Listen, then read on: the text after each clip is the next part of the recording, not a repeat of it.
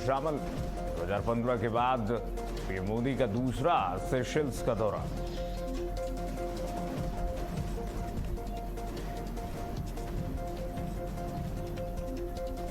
UP के greater Noida में बनेगा यूपी का पहला electronic park. CM Yogi Adityanath आज करेंगे शिलान्यास। परियोजना में 4500 करोड़ रुपए का होगा निवेश।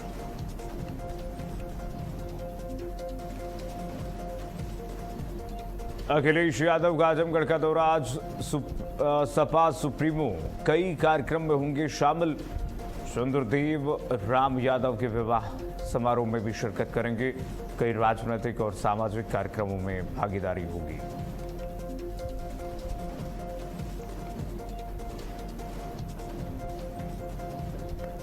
यूपी में आज से 30 जून तक चलेगा मौसम का मिजाज बदलेगा। मौसम विभाग ने जारी किया अलर्ट। गरज चमक के साथ तेज बारिश का अलर्ट। 4 दिन गर्मी से मिलेगी राहत।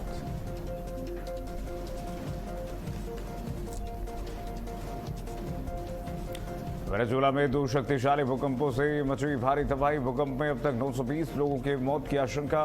3360 से ज्यादा लोग घायल।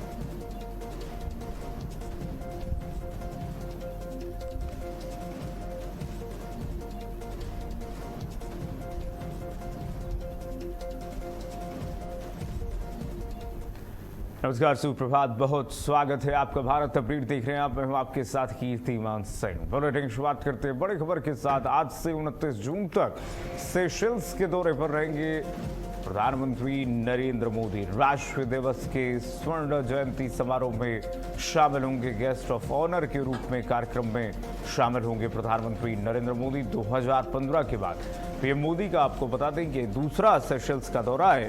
भारतीय नौसेना के युद्धपोत कार्यक्रम में भी प्रधानमंत्री नरेंद्र मोदी की उपस्थिति रहेगी।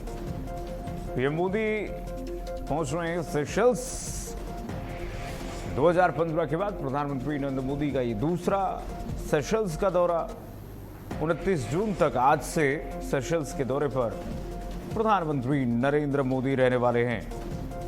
बड़ी खबर आपको बता दें, पीएम मोदी के सेशल्स दौरे को लेकर के इस वक्त की जो जानकारी आ रही है आप तक साझा कर रहे हैं।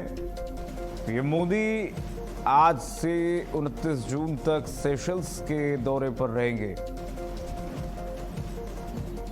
भारत और सेशल्स के बीच कई मुद्दों पर समझौता, कई मुद्दों पर सहमति भी बनेगी प्रधानमंत्री नरेंद्र मोदी के इस दौरे से। निश्चित रूप से दोनों देशों के जो संबंध हैं वो प्रगाढ़ होंगे। प्रधानमंत्री नरेंद्र मोदी का ये सेशल्स का दौरा कई मायनों में खास है। पीएम मोदी सेशल्स दूसरी बार जा रहे हैं। राष्ट्र दिवस के स्वर्ण जयंती के अवसर पर सेशल्स के दौरे पर प्रधानमंत्री पहुंच रहे हैं सेशल्स में। प्रधानमंत्री नरेंद्र मोदी का सेशल्स में स्वागत किया जाएगा। ईस्ट अफ्रीका का ये देश है सेशल्स।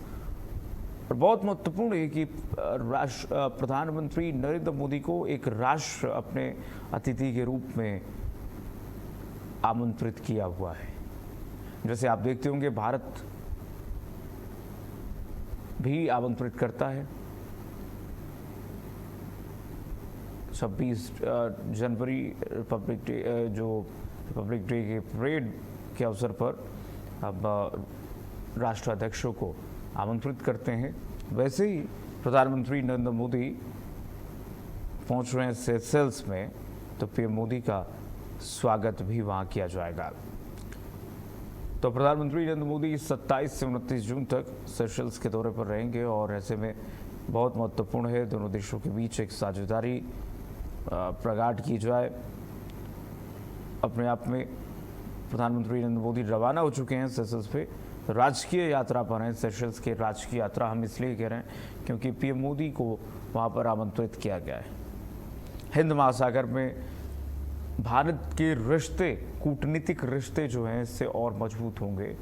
जो डिप्लोमेटिक रिश्ते होते हैं स्ट्रैटेजिक रिश्ते होते हैं, क्योंकि स्ट्रैटेजिक रिश्ता मैं इसलिए कह रहा हूँ क्योंकि ये हिंद महासागर का ये क्षेत्र है और वहाँ पर भारत की मौजूदगी अगर मजबूत होती है तो भारत को कई मायनों में इसका लाभ मिलेगा। स्नेह कमल हमारे साथ जुड़ रहे हैं इसी खबर पर। स्नेह, बताइए जरा, प्रधानमंत्री नरेंद्र मोदी का सेशल्स का दौरा कई मायनों में जो खास है, किन किन मायनों में हम भारत के लिए सेशल्स को और सेशल्स को के लिए भारत को एक अच्छा अलाई मान सकते हैं? 29 तारीख पर जो है सेशल्स के राष्ट्रीय दौरे करेंगे। वो सेशल्स के राष्ट्रीय दिवस की स्वर्ण जयंती समारोह में विशिष्ट अतिथि के रूप में भाग लेंगे। प्रधानमंत्री आखिरी बार 2015 में भी सेशल्स का दौरा किया था। विदेश मंत्रालय के बयान में कहा कि भारतीय रक्षा बलों में का एक दल जिसमें भारतीय नौसेना के 2 जहाज होंगे वो भी इस स्वर्ण जयंती समारोह में शामिल होंगे। तो अपने आप में ये गौरव का पल है कि सेशल्स का जो राष्ट्रीय दिवस उसकी स्वर्ण जयंती पर भारतीय जो सैनिक हैं वहां शामिल होंगे। प्रधानमंत्री अपनी इस यात्रा के दौरान सेशल्स के राष्ट्रपति पैट्रिक हार्मनी से बातचीत करेंगे और द्विपक्षीय सहयोग और सभी पहलुओं की समीक्षा करेंगे। दोनों नेता पारंपरिक हित और राष्ट्रीय और अंतर्राष्ट्रीय और क्षेत्रीय मुद्दों पर विचार विमर्श करेंगे। प्रधानमंत्री सेशल्स के राष्ट्रीय सभा जो वहाँ की संसद है उसको भी संबोधित करेंगे। भारतीय समुदाय जो भारतीय प्रवासी समुदाय है उनसे मुलाकात करेंगे। भारत और सेशल्स के बीच ऐतिहासिक, सांस्कृतिक और जन संबंधों पर आधारित दूरगामी साझेदारी है। सेशल्स हिंद महासागर में एक महत्वपूर्ण समुद्री पड़ोसी देश होने के नाते भारत का जो विजन है महासागर और विकासशील देशों के बीच जो एक तरह से प्रतिबद्धता में विशेष स्थान रखता है। इसके अलावा यह यात्रा भारत और सेशल्स के बीच मजबूत स्थायी मित्रता की पुष्टि करेगी। सभी द्विपक्षीय क्षेत्रों में आगे बढ़ाने के लिए जो है दोनों देश साझा प्रतिबद्धता को सुदृढ़ करेंगे। तो कुल मिलाकर कीर्तिमान जी से आपने कहा कि प्रधानमंत्री की जो यात्रा है एक हिंद महासागर की सामरिक स्थिति को देखते हुए एक दूरगामी सोच का परिणाम है। दूरगामी सोच का परिणाम इसलिए भी है क्योंकि इसमें देखिए, चाहे व्यापारिक दृष्टि से देखें, सामरिक दृष्टि से देखें, कूटनीतिक दृष्टि से देखें, हर दृष्टि से सेशल्स भारत के लिए एक अच्छा अलाई है। और व्यापारिक दृष्टि से तो हमें बहुत लाभ सेशल्स से मिल सकता है। ऐसे में अगर बातचीत होगी, व्यापार से संबंधित बातचीत होगी, सेशल्स को हम अपना कितना अच्छा दोस्त मान सकते हैं? जी बिल्कुल कीर्तिमान, नगर जिस तरह से मैंने कहा कि 2015 में जब पिछली बार भारत के प्रधानमंत्री यात्रा की थी वहां उस दौरान भी कई महत्वपूर्ण समझौतों पर चर्चा हुई थी। खासकर जिस तरह से आपने हिंद महासागर का जो सामरिक दृष्टिकोण का जिक्र किया कीर्तिमान, उसको हम अक्सर कर सकते हैं। चीन जो है भारत को कई मौकों पर या कई तरह से घेरने के प्रयास में, जिस तरह से बांग्लादेश में अपनी जो है पैठ बढ़ाई है या पाकिस्तान में उसकी पहले से ही पैठ है।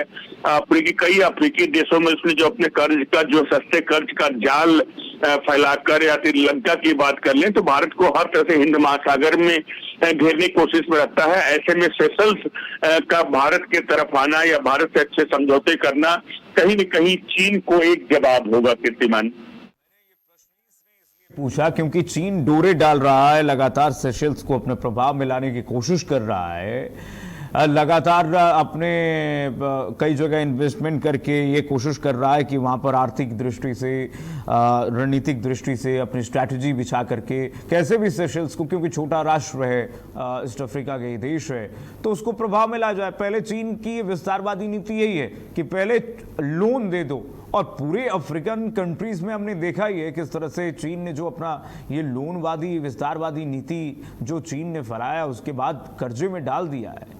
तो इसी तरीके सेशल्स को भी प्रभावित करने की कोशिश चीन कर रहा है, उसका काउंटर भारत क्या दे पाएगा? जी बिल्कुल कीर्तिमान, अगर सेशल्स से पहले एक बार जिक्र अगर हम अपने पड़ोसी देश श्रीलंका के हम्बनटोटा बंदरगाह का कर लें तो कीर्तिमान देखा होगा आपने, हम्बनटोटा बंदरगाह को डेवलप करने बनाने में जो है चीन ने पहले खुले हाथ से पैसा दिया, उसके बाद जब लंका खूब कर्जे सस्ते कर्जे पैसा दिया, उसके बाद लंका की जब हालत खराब हुई तो हम्बन टोटा का बंदरगाह का जो प्रबंधन था लंका ने चीन ने अपने हाथ ले लिया। तो कहीं न कहीं भारत के लिए खतरा था और उसके बाद भारत ने भी काउंटर करते हुए लंका में कई जो बंदरगाह या लंका कई पोर्ट पे जो है अपना निवेश किया। इसी तरह का अगर पाकिस्तान का जिक्र करें तो ग्वादर पोर्ट में भी जब भारत को घेरने के लिए जो पाकिस्तान ग्वादर पोर्ट में चीन ने इन्वेस्ट किया तो उसके काउंटर में जो है भारत ने ईरान के चाबहार बंदरगाह का डेवलप किया और बगल में ही ऐसा उसमें जो है निवेश करते हुए चीन काउंटर किया। तो ऐसे में जब चीन ने जो सेशल्स की तरफ निगाहें अपनी दौड़ाई, सेशल्स को अपने कब्जे में लेने की कोशिश की, क्योंकि जिस तरह आपने जिक्र किया कीर्तिमान कि अफ्रीका के कई ऐसे गरीब देश हैं जिनको अपने सस्ते कर्ज के जाल में डालकर चीन पहले से ही फंसा चुका है। तो ऐसे में सेशल्स और भारत के बीच में महत्वपूर्ण समझौता होना अपने आप में एक दूरगामी सोच का परिणाम है कीर्तिमान। निश्चित रूप से सुने, अगर हम देखें सेशल्स से अगर हमारी बातचीत और हमारी साझेदारी बढ़ती है तो आप समझिए कि भारत जो है अपने समुद्री मार्गों को की सुरक्षा सुदृढ़ कर सकता है, सुनिश्चित कर सकता है। क्षेत्रीय जो समरसता है वहां पर वो बढ़ सकती है। लेकिन निश्चित रूप से भारत तो पहले से ही समुद्री सुरक्षा, हाइड्रोग्राफी, रक्षा क्षमता निर्माण और तमाम अन्य पहलुओं पर चर्चा कर ही रहे हैं। हम लगातार बातचीत कर ही रहे हैं सेशल्स से, आर्थिक सहयोग पर लगातार हम बातचीत कर ही रहे हैं। लेकिन जिस तरह से हमने कहा कि काउंटर देना चाहिए चीन को और बहुत जल्दी उसका जवाब मिलना चाहिए, नहीं तो चीन बहुत तेजी से जो विस्तारवादी नीति, आप देखिए पहले ये चला था कि चीन हमें घेर रहा है पूरा हम्बनटोटा से लेकर के श्रीलंका तक और पूरा भारत पाकिस्तान से लेकर के पूरा क्षेत्र भारत को घेरते हुए नजर आ रहा था। ऐसे में अब सेशल्स ये महत्वपूर्ण भूमिका निभाए कि हिंद महासागर क्षेत्र में भारत का प्रभाव जो है वो बरकरार रहे। ये जरूरी हो गया है, ये सुनिश्चित करना भारत को भी कूटनीतिक, सामरिक, रणनीतिक स्तर पर। स्नेह, बहुत शुक्रिया फिलहाल आपका तमाम जानकारी साझा करने के लिए, बहुत धन्यवाद। लेकिन फिलहाल भारत को यह सुनिश्चित करना होगा कि कैसे अब सेशल्स के साथ दोस्ती जो है वो बरकरार रखा जाए और ये दोस्ती ऐसी हो कि चीन के प्रभाव से भी ऊपर हो। चीन अगर प्रभाव डालता है सेशल्स के ऊपर, उसका प्रभाव ना पड़े सेशल्स पर, और जो चीन ऑफर कर रहा है भारत उसकी काट क्या लेकर आएगा, यह बहुत महत्वपूर्ण है। इस प्रधानमंत्री नरेंद्र मोदी के दौरे से क्या कुछ निकलता है, इसमें मंथन क्या होता है, यह देखना बहुत महत्वपूर्ण होगा। सेशल्स को अपने पाले में करना ही होगा भारत को किसी भी तरीके से, क्योंकि हिंद महासागर में बहुत एक महत्वपूर्ण दृष्टि से आप सेशल्स को देख सकते हैं और भारत का प्रभाव है हिंद महासागर में, तो कुछ ना कुछ काट भारत को अवश्य लाना पड़ेगा काउंटर करने के लिए चीन को। आगे बढ़ेंगे, अब ग्रेटर नोएडा से बड़ी खबर आ गई है। ग्रेटर नोएडा में उत्तर प्रदेश का पहला इलेक्ट्रॉनिक पार्क जो है बनेगा, जो खबर आ रही है सीएम योगी आदित्यनाथ आज उसका शिलान्यास करेंगे। परियोजना में करीब 4500 करोड़ रुपए का निवेश होगा। यमुना प्राधिकरण सेक्टर 10 में यह विकास होगा, इस पार्क का निर्माण किया जाएगा। पीसीबी निर्माण की प्रमुख कंपनियां निवेश करेंगी। जनसभा में आज हजारों लोगों के जुटने की तैयारी भी है। ग्रेटर नोएडा में मुख्यमंत्री योगी आदित्यनाथ की जनसभा, मुख्यमंत्री आज जनता को संबोधित करेंगे। परियोजना में 4500 करोड़ रुपए का निवेश होगा। पीसीबी निर्माण की प्रमुख कंपनियां निवेश करेंगी। जनसभा में हजारों लोगों के जुटने की संभावना है।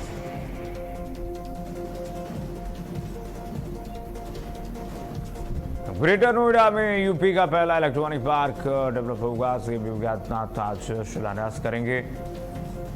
परियोजना में 4500 करोड़ रुपए का निवेश होगा। ये महत्वपूर्ण है अपने आप में। ग्रेटर नोएडा के गौतम बुद्ध नगर के विकास के लिए, पूरे उत्तर प्रदेश के विकास के लिए पहले ही यहाँ पर हब हैं और कंपनियों का हब है।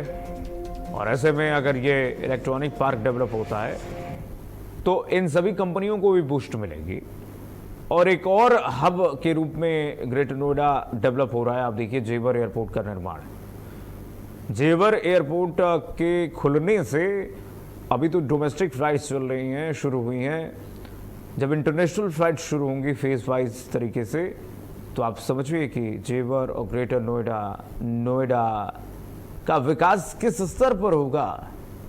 और अब ये जो इलेक्ट्रॉनिक पार्क डेवलप हो जाएगा, आप समझिए कि बेंगलुरु को फेल कर देगा ग्रेटर नोएडा। रमन मिश्रा हमारे साथ जुड़ रहे हैं इसी कौर पर। रमन, बताइए जरा, ये इलेक्ट्रॉनिक पार्क डेवलप होने की जो विजन करने की विजन है जो उत्तर प्रदेश सरकार का, अब उसमें क्या खासियत है, क्या खास है? और आज मुख्यमंत्री योगी आदित्यनाथ ग्रेटर नोएडा में जब रहेंगे तो इस बारे में क्या कुछ जिक्र करेंगे सीएम? बिल्कुल, आज मुख्यमंत्री योगी आदित्यनाथ नोएडा और गौतम बुद्ध नगर के दौरे पर, और वहां नोएडा और गाजियाबाद नोएडा को बड़ी सौगात दे सकते हैं मुख्यमंत्री योगी आदित्यनाथ। आपको बता दें, मुख्यमंत्री योगी आदित्यनाथ वहां पर 2479 करोड़ की सौगात देंगे और 70 परियोजनाओं का लोकार्पण और शिलान्यास करेंगे। ये योजनाएं, आज मुख्यमंत्री का दौरा इसलिए भी नोएडा का खास है क्योंकि आज एमएसएमई इंटरनेशनल डे है, और जिस तरीके से नोएडा एक उत्तर प्रदेश की सबसे बड़ी आर्थिक जनपद कह सकते हैं कि बनकर उभर रहा है, वैसे में मुख्यमंत्री योगी आदित्यनाथ लगातार नोएडा को कोई ना कोई उपहार देते रहते हैं, जिसके कारण से उसकी जो रफ्तार है बढ़े, और अगर नोएडा की रफ्तार बढ़ेगी तो उत्तर प्रदेश की रफ्तार बढ़ेगी। मुख्यमंत्री योगी आदित्यनाथ आज सेक्टर 96 में नोएडा विकास प्राधिकरण के मुख्य प्रशासनिक भवन समेत 70 विकास परियोजनाओं का लोकार्पण और शिलान्यास करेंगे। आपको बता दें कि एमएसएमई सेक्टर और नोएडा ग्रेटर नोएडा के इंफ्रास्ट्रक्चर को इससे बूस्टर डोज मिलेगा। और आपने जैसा कि जिक्र किया कि जेवर एयरपोर्ट से नोएडा का जो बिजनेस था, नोएडा का जो कनेक्टिविटी है वो बहुत आसान हुई है, जिसके कारण से अब नोएडा में बड़ी बड़ी जो कंपनियां हैं, बड़ी बड़ी कंपनियों के जो इंटरनेशनल कंपनियों के बॉस हैं, वो यहाँ पर ऑफिस खोलने में या फिर अपना इन्वेस्ट करने में हिचकिचाहट उन्हें नहीं होगी, क्योंकि नोएडा में हर वो सुविधा सरकार दे रही है जो एक निवेश के लिए मुफीद हो। रफ्तार तो दिख ही रही है रमन, जो मुख्यमंत्री योगी आदित्यनाथ का विजन है कि $1 ट्रिलियन इकोनॉमी बहुत जल्द बन जाए, उत्तर प्रदेश अपने आप में एक शक्ति के रूप में उभरे, वो तो इसी से संभव है ना कि यहाँ पर इलेक्ट्रॉनिक पार्क डेवलप किया जाए, $1 ट्रिलियन की दिशा में यहाँ पर निवेश लाया जाए। और मुख्यमंत्री अब जहाँ जा रहे हैं उनका एक यूएसपी हो चुका है, जनसभा में कहते हुए नजर आ रहे हैं कि भाई अब 1 डिस्ट्रिक्ट 1 प्रोडक्ट है उत्तर प्रदेश में। अब पूर्वांचल से लेकर पश्चिमांचल में भी अब निवेशकर्ता निवेश करने को तैयार है। ये $1 ट्रिलियन की तरफ ही तो है बढ़ती हुई सोच, विजन। बिल्कुल, आपने तो बात कही कि मुख्यमंत्री योगी आदित्यनाथ का जो लक्ष्य है 1 ट्रिलियन की इकोनॉमी, उसको पूरा करने के लिए मुख्यमंत्री योगी आदित्यनाथ लगातार प्रयासरत हैं। और अभी वो बेंगलोर दौरे कर गई थे, जहां पे जाके बहुत बड़ा निवेश का एमओयू साइन भी हुआ है, और इससे पहले भी तमाम ऐसे इन्वेस्टर समिट मुख्यमंत्री योगी आदित्यनाथ कर चुके हैं। आपको बता दें, मुख्यमंत्री योगी आदित्यनाथ की जो पॉलिसी है वो ये है कि जो भी जनपद हमारे हैं और जो वहाँ की अच्छे एक प्रोडक्ट है 1 डिस्ट्रिक्ट 1 प्रोडक्ट, उनको प्रमोट किया जाए ताकि एक बिजनेस वहाँ से स्थापित हो, लोगों को रोजगार मिले। साथ में जो हमारे पहले से कॉर्पोरेट के जनपद रहे हैं, चाहे हमारे यहाँ कानपुर रहा है, चाहे हमारे यहाँ मेरठ रहा है, चाहे हमारे यहाँ नोएडा और गाजियाबाद रहा है, इसको और रफ्तार दी जाए, क्योंकि अगर इसे और रफ्तार मिलेगी तो यहाँ पर बड़े बड़े इंफ्रास्ट्रक्चर लग सकते हैं। ग्रेटर नोएडा को रफ्तार तो मिलेगी कि लगातार अब इलेक्ट्रॉनिक पार्क जैसे तमाम विकास परियोजनाएं धरातल पर उतरेंगी, तो गौतम बुद्ध नगर क्या पूरे उत्तर प्रदेश को एक रफ्तार मिलेगी, $1 ट्रिलियन की इकोनॉमी बनेगी। बहुत शुक्रिया रमन, तमाम जानकारी साझा करने के लिए। माफी के साथ आपको इंटरप्ट करना पड़ा। 4500 करोड़ रुपए का निवेश होगा परियोजना में, और ऐसे में देखिए यूपी का ये पहला इलेक्ट्रॉनिक पार्क, इससे पहले आप याद कीजिए मुख्यमंत्री योगी आदित्यनाथ ने सबसे पहले कहा था कि देश में नहीं पूरे विश्व में सबसे पहली अगर कोई एआई सिटी होगी वो लखनऊ होगी, उत्तर प्रदेश की राजधानी होगी। आगे बढ़ेंगे। अखिलेश यादव का आज आजमगढ़ का दौरा है। सपा सुप्रीमो अखिलेश यादव कई कार्यक्रमों में शामिल होंगे। पूर्वांचल एक्सप्रेसवे से होते हुए उनका आगमन होगा। चंद्रदेव राम यादव के विवाह समारोह में शामिल होंगे। कई राजनीतिक और सामाजिक कार्यक्रमों में भागीदारी होगी। वो पूर्वांचल एक्सप्रेस से गुजरेंगे अखिलेश यादव, जिस पूर्वांचल एक्सप्रेस को लगातार कोसते हैं। अखिलेश यादव पूर्वांचल एक्सप्रेस को लगातार ये कहते हैं कि ये अमानक तौर पर बनाई गई है, बहुत तेजी से बनाई, बहुत जल्दी से बना दी गई, बहुत जल्दी बना दिया गया बिना मानक के। उस पूर्वांचल एक्सप्रेस से अखिलेश यादव आज आजमगढ़ पहुंच रहे हैं। सपा के गढ़ में आजमगढ़ में कई राजनीतिक और सामाजिक कार्यक्रमों में शिरकत करने समाजवादी पार्टी के सुप्रीमो अखिलेश यादव पहुंच रहे हैं। कई कार्यक्रम हैं जिसमें शामिल होंगे, जो उनके निजी कार्यक्रम भी हैं, कई राजनीतिक कार्यक्रम भी हैं, कई सामाजिक कार्यक्रम भी है जिसमें वो शामिल होंगे। कई दिनों का उनका कार्यक्रम बना है और कई दिनों से कार्यक्रम उन्होंने सोचा था कि आजमगढ़ जाएंगे और अपने कार्यकर्ताओं को भी संदेश दे रहे थे लगातार, लेकिन अब वो कार्यक्रम बन चुका है और पहुंच रहे हैं आजमगढ़ अखिलेश यादव। आइए मौसम को लेकर के एक बड़ी खबर आपको बता दें कि यूपी में आज से 30 जून तक बारिश का अलर्ट जारी कर दिया गया है, तो सावधान हो जाइए। 30 जून तक बारिश का अलर्ट उत्तर प्रदेश में। गरज चमक के साथ तेज बारिश होगी। कई जिलों में बिजली गिरने की आशंका होगी। तेज हवाओं से लेकर के मौसम विभाग ने अलर्ट जारी किया है कि तूफान भी आ सकता है। बारिश से तापमान में गिरावट आएगी। भीषण गर्मी से, तपिश से जो लोग जूझ रहे हैं, लोगों को राहत मिलेगी। 4 दिन गर्मी से लोगों को राहत मिलेगी। कब से? आज से 27 से लेकर के 30 जून तक बारिश का अलर्ट जारी किया गया है। और बारिश हो, समय से हो और इस तरह से ना हो कि उमस हो जाए, नहीं तो लोगों को और परेशानी हो जाएगी भीषण गर्मी में, जून जुलाई की गर्मी में। भीषण गर्मी से लोगों को राहत मिले, लेकिन त्वरित तौर पर मिले और टेम्पररी ना मिले। हल्की बारिश के बाद धूप ना निकल जाए, नहीं तो उमस और बढ़ जाती है, ह्यूमिडिटी बढ़ जाएगी। जो आर्द्र है, हवाओं में आर्द्रता बढ़ जाएगी, लोगों को परेशानी होगी, तमाम बीमारियां उससे उत्पन्न होती हैं। मौसम विभाग ये कह रहा है कि देखिए तूफान पहले आएगा, बारिश होगी, तेज हवा चलेगी।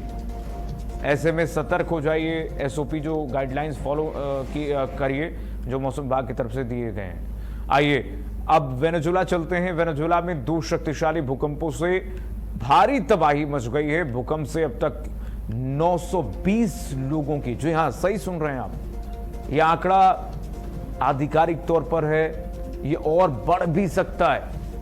यह सिर्फ अभी आधिकारिक आंकड़ा है। 920 लोगों की मौत की पुष्टि हुई है। 3,360 से ज्यादा लोग लापता हैं। आप समझिए क्या भयावहता इस भूकंप की है। करीब 3360 लोग लापता हैं। जिंदा भी हैं कि नहीं, क्या स्थिति, किस स्थिति परिस्थिति में है, यह भी कहना मुश्किल है। लेकिन जो पुष्टि हुई है अभी तक 920, मोटा मोटी मान लीजिए 1000 लोग, 1000 लोग जो इस भीषण भूकंप में, तबाही में, भीषण तबाही में काल की गाल में समा गए हैं। अचानक से पल भर में 1000 लोग, करीब 920 लोगों की जो मौत की पुष्टि हुई, क्योंकि कई शव तो अभी पता भी नहीं चला है, मलबे में दबे हुए हैं। रेस्क्यू जारी है अभी, और कब तक निकाले जाएंगे कुछ नहीं कहा जा सकता है। लेकिन जो शव निकाले गए हैं बाहर, जो सबके सामने हैं शव, 920 शव, ये देख रहे हैं, ये जो तस्वीरें सामने आई आप देखिए, 7.9 की तीव्रता की का भूकंप, एक नहीं दो बार, और सिर्फ 30-40 सेकेंड में ये स्थिति रही। इसीलिए आप देखिए, प्रकृति के आगे अभी भी मनुष्य बौना है, और किस तरह से प्रकृति जब तबाही मचाती है तो मनुष्य की तमाम टेक्नोलॉजियां बहुत गौण हो जाती हैं। चलिए फिलहाल के लिए बस इतना ही, खबरें लगातार जारी, देखते रहिए भारत तक।